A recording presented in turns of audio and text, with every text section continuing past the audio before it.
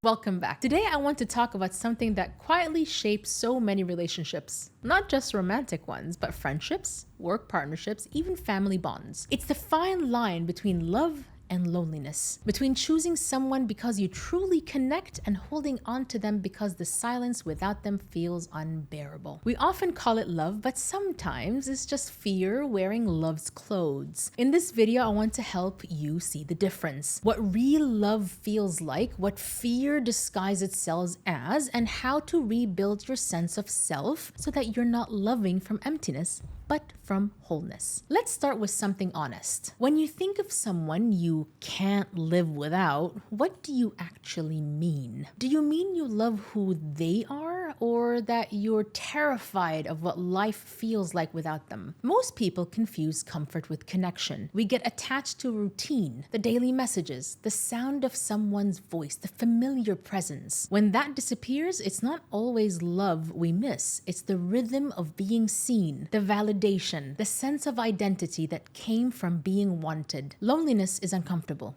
I know, and our brains are wired to avoid it. That's why we often run back, not to the person, but to the feeling of being chosen. The danger is when fear of being alone drives love. We settle for closeness that lacks safety, affection that lacks depth, and company that lacks peace. Here's what's really happening beneath the surface. Psychologists call this attachment anxiety, when our self-worth is tied to someone else's presence. It starts early. We learn that love equals attention, that closeness equals safety. So when someone pulls away, we panic. Our nervous system sees it as danger, not just disappointment. That's why breakups or distance can feel like physical pain, actual physical pain. Your brain is literally signaling loss. But here's the thing. Emotional dependence often feels like love because both create strong feelings. The difference is that real love grows your sense of self, while fear-based attachment shrinks it. When it's love, you feel calm, grounded, safe to be fully yourself. While when it's fear, you feel anxious, preoccupied, constantly checking for signs they still care. Love expands, fear confines, and until you can sit comfortably with your own company, you'll keep mistaking connection for rescue. So how do you tell the difference and start actually healing it? Here are 4 gentle practices that help. 1. Observe your reactions, not their actions. Notice what happens inside you when they don't text back, when plans change, when distance grows. Does it trigger panic or mild disappointment? Love allows space. Fear spirals. 2.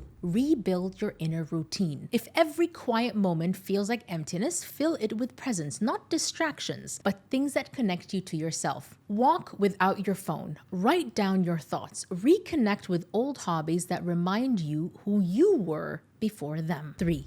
Redefine companionship. Ask yourself, do I want someone to share life with or someone to make life bearable? The first comes from fullness. The second from lack. Healthy relationships add joy. They shouldn't be your only source of it. And 4, learn to self-soothe. When you feel lonely, breathe.